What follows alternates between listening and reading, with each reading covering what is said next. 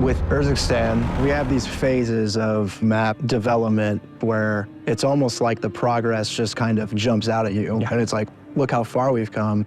Did you have any moments like that? I think the biggest turning point for me, we hit that balance of density versus openness that we could support these different game styles.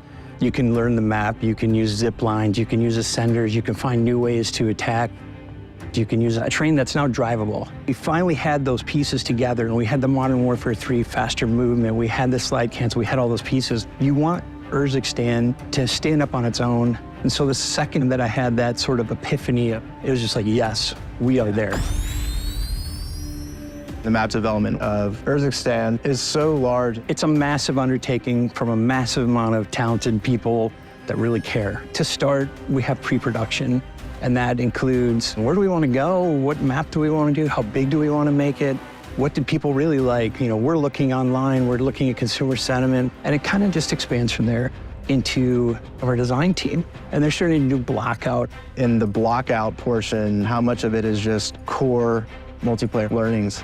The core MP learnings are something that we use everywhere across the map. So every single building is a little MP map. We follow the rules. We have no more than 5 to 10 seconds of sprinting without something to do. We don't want people to go longer than this. And in case people are feeling like the circle's pinching them, that's when we put these in. We have to make sure that each one of them has its own uniqueness. Art direction will give us a concept of it. And we'll take it a step back to level design in gameplay, and then we'll start adding the flavor on it that they want to add. While they're doing that, it's not in a bubble because we also have our art teams creating really amazing concept art. What are some of the things that you need to know before you start creating all those images and putting them together? Definitely there is a narrative of a story side for WARZONE. And then once I got the story, I started to gather reference based on what kind of narrative it is. So for example, Old Town, we need to make it more historical place, right?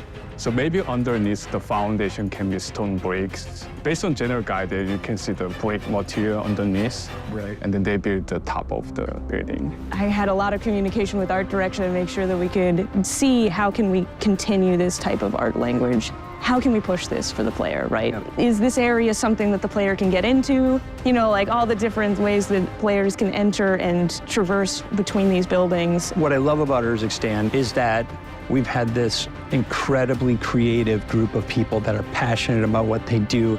I would be totally remiss if I just didn't say thank you, first off, wholeheartedly to everybody that has worked on this map. And I think you're really gonna love it.